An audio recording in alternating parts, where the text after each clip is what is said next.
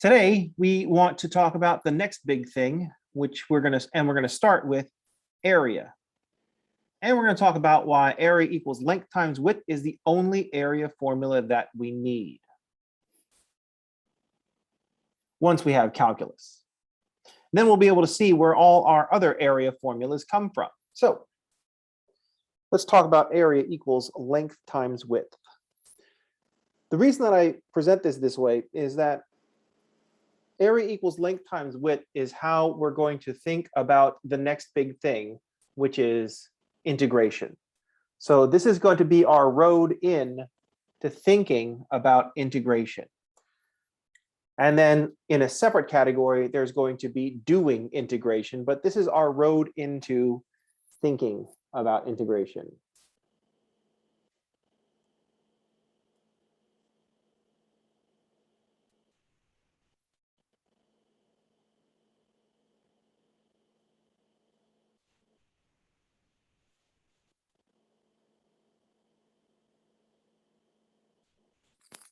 So this is going to be our way into the next big thing, which is thinking about integration.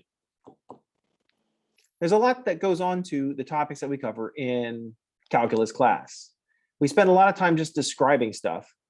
Then we talk about the ideas behind a topic. We talk about the mechanics and the algebra behind the topic. And we also talk about how we can use this in interpreting a variety of situations. And the same thing is true with integration. We got to think about, we got to understand how to think about integration. That will inform us what we can do with integration. And then we'll also have to talk separately about the mechanics behind integration. The great thing is it all comes from this one idea: area is equal to length times width, and how that's the only area formula that we need. So let's talk about area.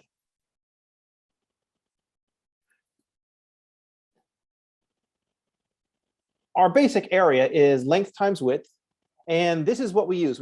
We get to use multiplication if the length is a constant and the width is a constant. So if length and width are constant,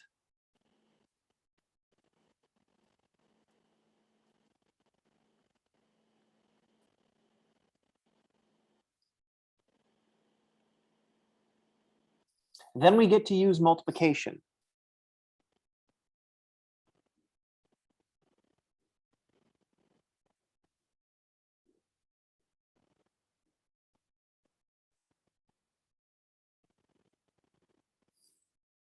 And all we need to multiply is the length and the width. So for example, if I have a rectangle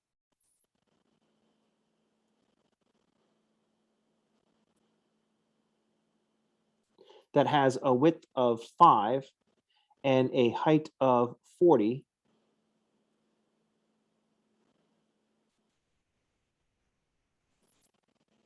the area, let's say this is 5 meters and 40 meters, then the area is 40 meters times 5 meters, or 200 square meters. The thing that we want to point out here, I wanted to include the meters, not just abstract 40 and 5, is that when we multiply the length times the width, the units get multiplied as well. I have meters times meters. That'll just give us meters squared. So notice that the units get multiplied as well. Note.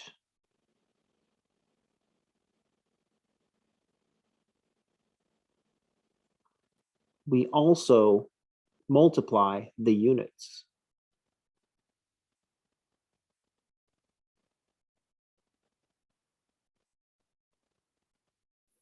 Meters times meters is meters squared.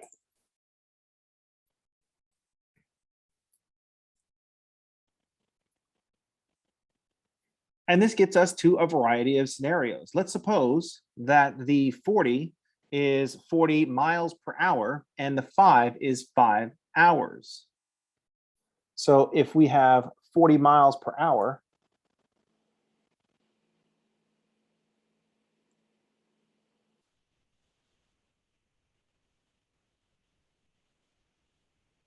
and we multiply that by 5 hours, we get a distance of 200 miles. The units get multiplied as well. Miles divided by hours times hours is miles.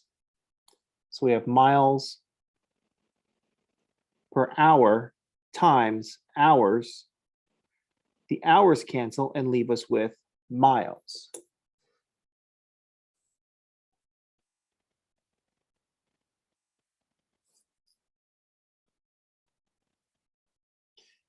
If we make a work calculation and we do 40 pounds of force multiplied by 5 feet, then our total work is 200 pound-feet. Oops, spelled pounds wrong.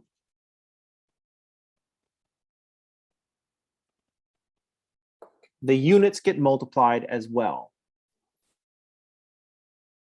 Down here, we're using work equals force times distance.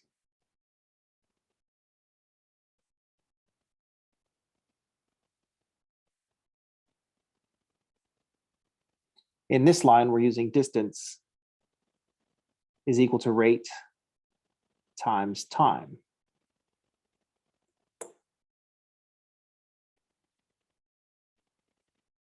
So area is equal to length times width is going to stand in for anything that we can calculate by multiplication. Distance is equal to rate times time. Work is equal to force times distance. Your gross pay is your hourly pay multiplied by the number of hours. If you get paid $40 per hour, just replace dollars with miles with dollars. If you get paid $40 per hour and you work for 5 hours, your net pay will be $200. You have dollars divided by hour, multiplied by hours, the hours cancel, you're left with dollars. The units get multiplied as well. So anything that we calculate with multiplication is what we're generalizing when we switch over to integration.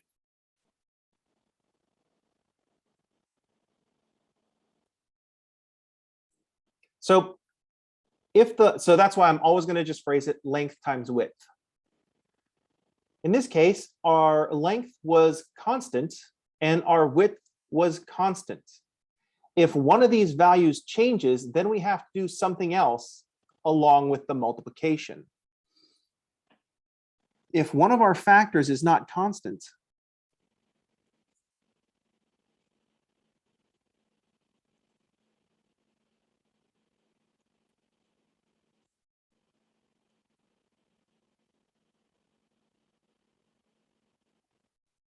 then there's something else going on. We have to do more than just multiply the length and width.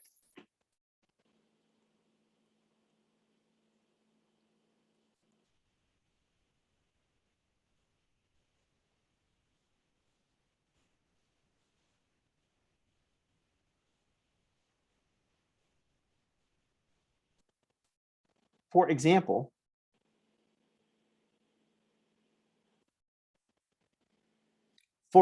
if we have a triangle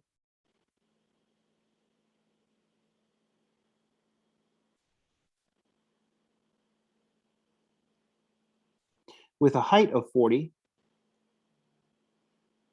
and a base of 5, I'm going to go with meters again. We know that for triangles, there's something else we have to do. I can't just do length times width. I have to cut that in half. I have to take my 40 meters, multiply by the 5 meters, but there's something more that we have to do. I know I have to take multiply this by 1/2 for a triangle.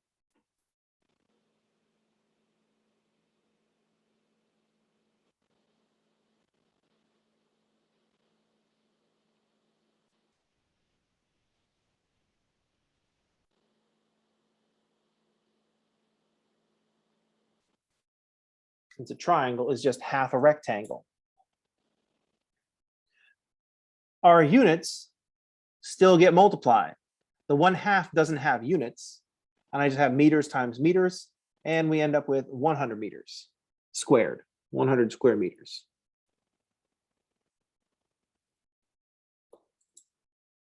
But there was something more that we needed to do than just multiply the length times the width.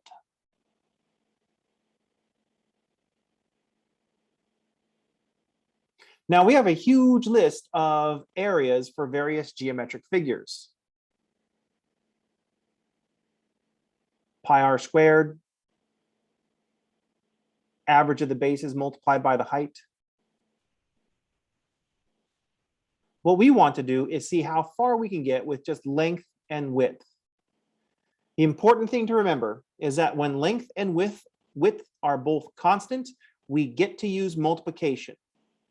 If one of these factors is not constant, then we need something more than just the length and the width.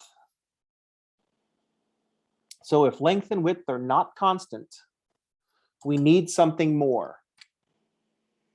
Not constant.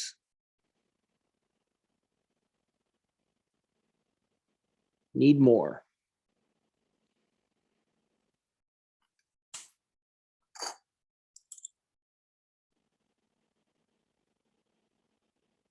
So let's think about what we could do.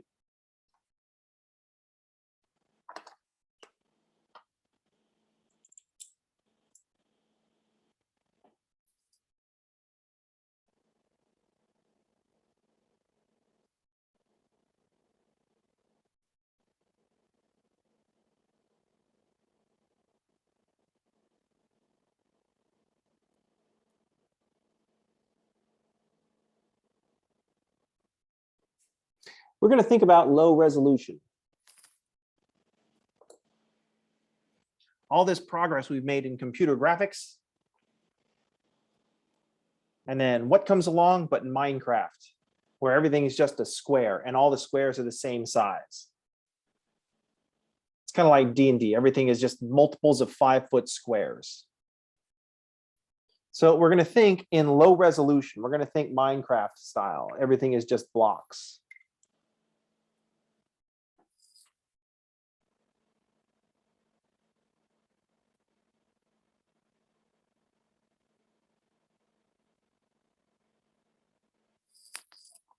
I don't know anything about Minecraft. I just know everything is just blocks. It's like Legos, but everything is just, you only have one Lego. You have just a bunch of copies of one Lego in various colors. No curves or anything like that. So instead of building a triangle,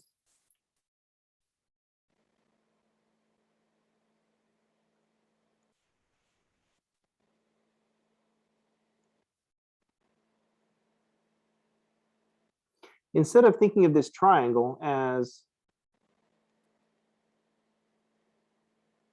a triangle, instead of visualizing this triangle as a triangle, we're going to have to visualize it as a bunch of rectangles. We're going to visualize the triangle as a bunch of rectangles. We're going to think of the triangle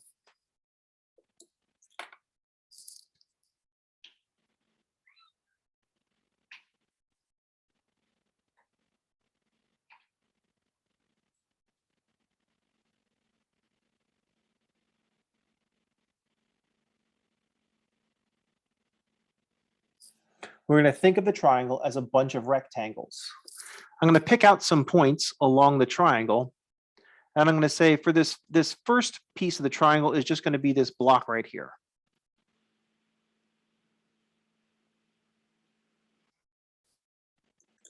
Then I'm going to pick another point on the triangle. And since I can only draw horizontal and vertical,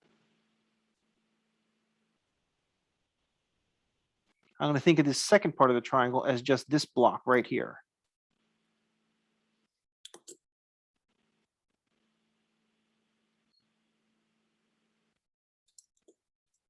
Then I'll pick another point on the triangle. And since I can't draw diagonal lines, I'll just make horizontal and vertical lines. And this third part of the triangle is just this rectangle right here. I'm imagining this triangle as a bunch of rectangles.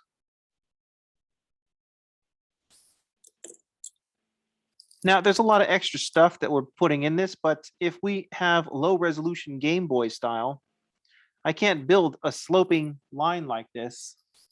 So I just have to simulate the sloping line with a bunch of blocks because everything is rectangles.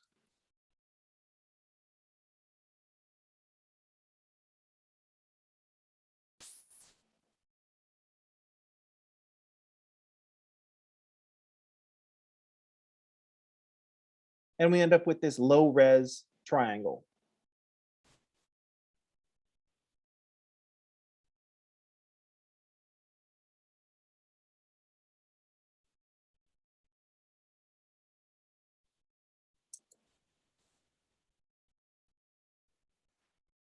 There's a lot of extra stuff on this triangle. So notice that each of these rectangles goes above the line that forms the triangle, but that's a low resolution triangle. Now we can improve the resolution by using more rectangles. So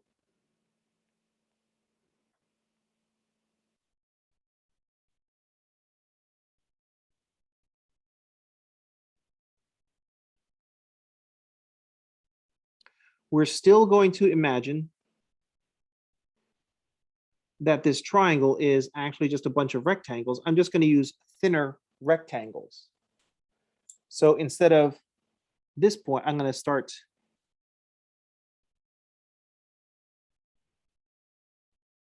there's my first rectangle.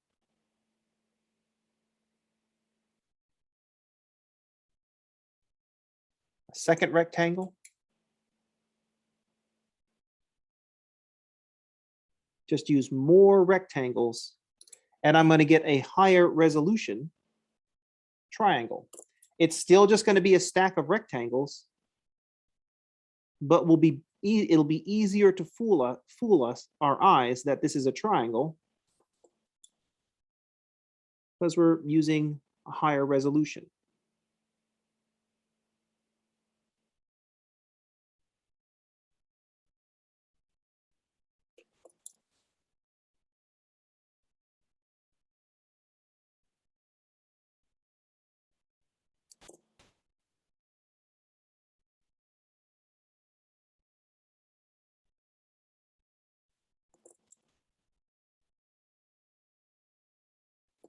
So here is a higher resolution triangle.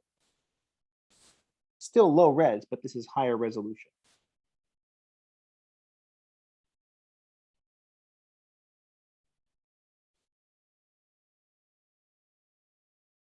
And we're just getting that by using thinner rectangles.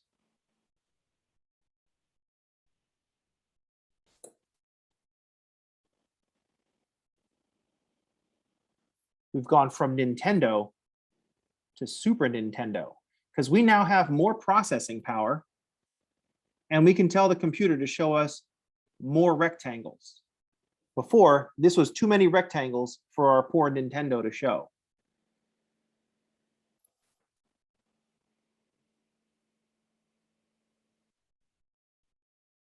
But now that we've got Super Nintendo and its super mighty processor, I can say, let's double the number of rectangles and our triangles will look more triangular, less like a bunch of rectangles stacked together. Any questions?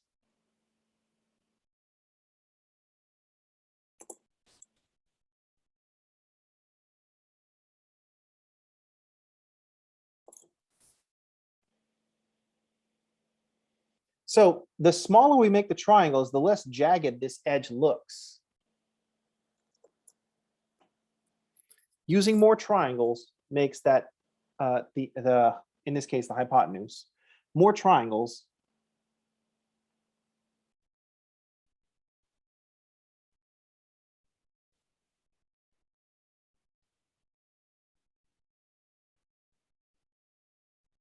makes the jagged edge less jagged.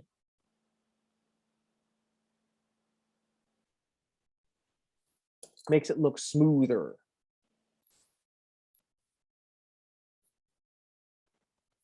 And so we're going to think of this triangle as a bunch of rectangles, but we're going to think of it in calculus terms. We'll use an infinite number of rectangles that are infinitely thin.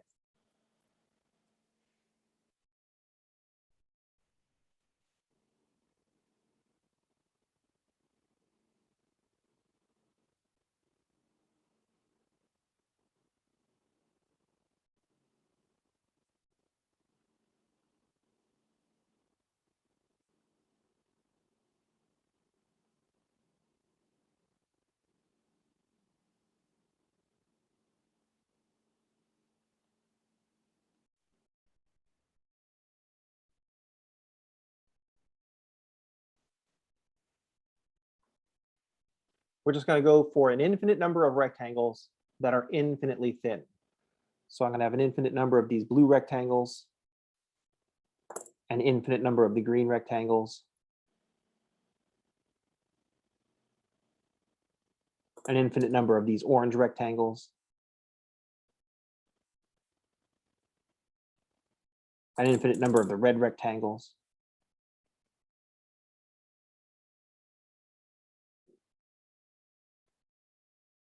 and they're all infinitely thin.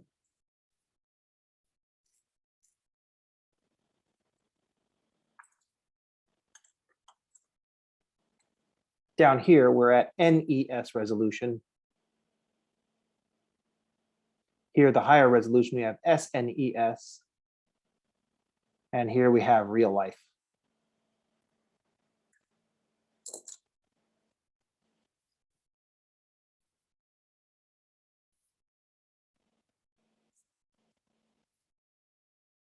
Any questions?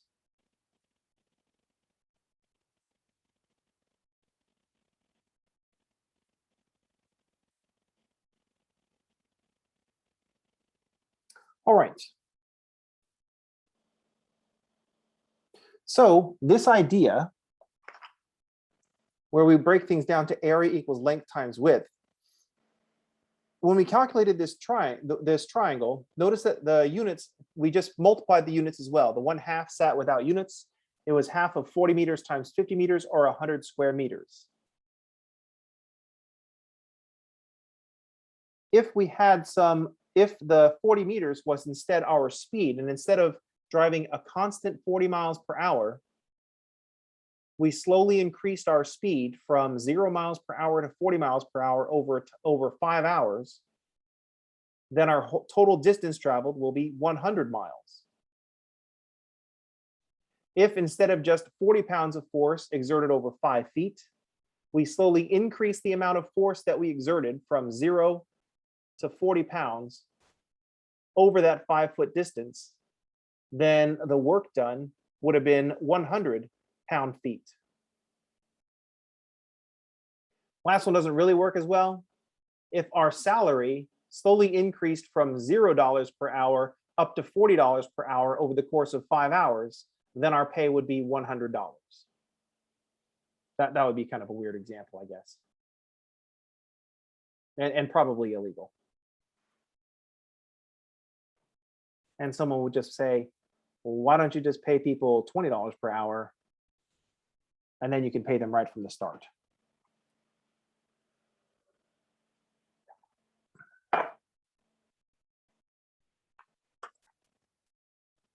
So here's how we're going to think about that, that one of those factors being variable. We want factors to be constant so that we can use multiplication. So if one of those factors is variable, we're going to assume that it's constant for at least a little while. That's going to be our big idea. We want constant factors so that we can use multiplication, length times width. We want constant factors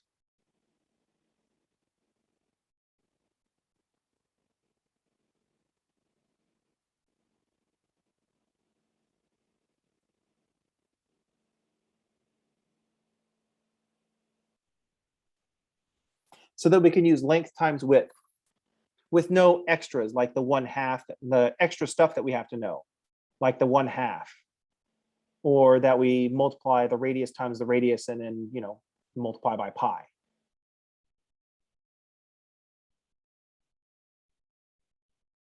We want constant factors so that we can use length times width.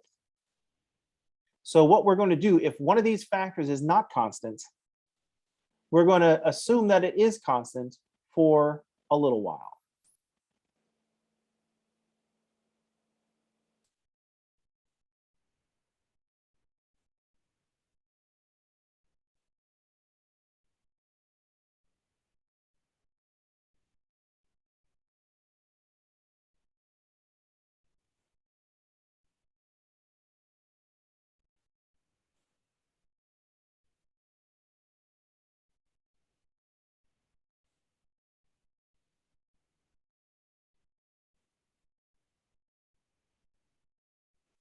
If one of the factors isn't constant, then we assume that it is constant for a little while so that we can use multiplication.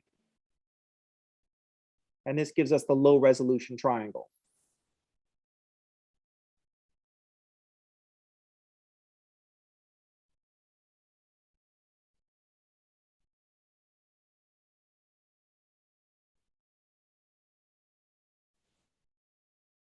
So this is where we have the low resolution triangle.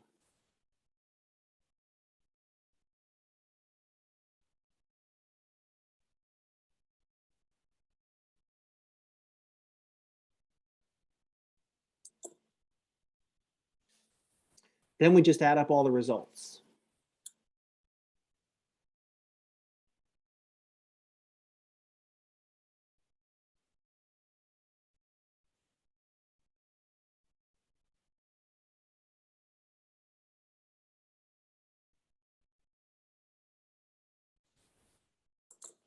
And then we'll just add up all the rectangle areas.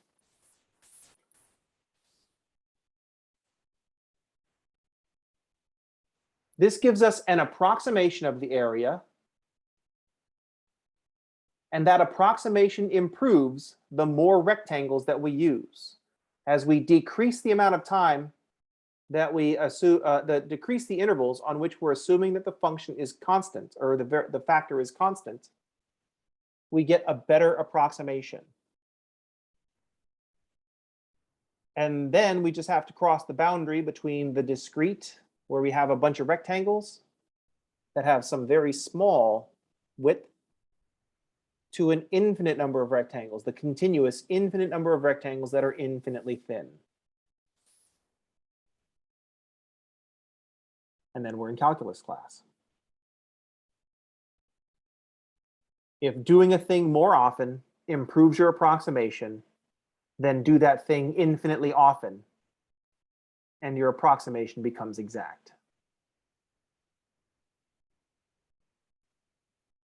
Any questions? Professor Lich, how can we tell when there is a constant or non-constant? What?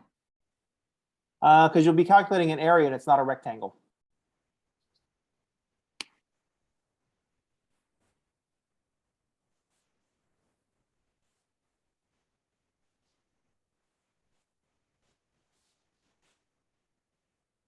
Or you're not driving at a constant speed for 5 hours. Your speed varies over 5 hours.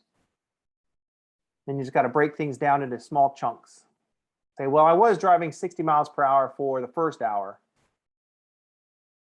Oh, okay, I got it. Thanks, Professor. But then my speed slowed down because I hit traffic.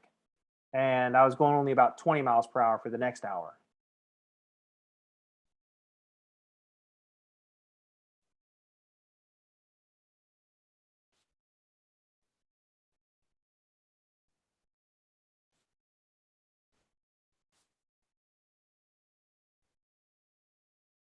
Any other questions?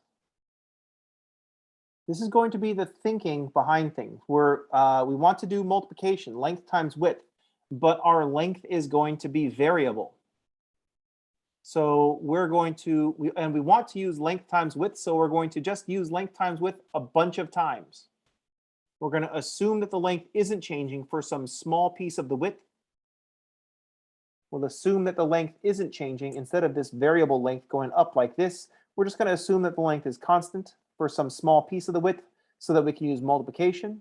Then we'll use multiplication again. Then we'll use multiplication a third time, and then a fourth time, and then add those areas up. Then we'll upgrade from Nintendo to Super Nintendo and just use more rectangles. Then we'll apply calculus, and we'll use an infinite number of rectangles.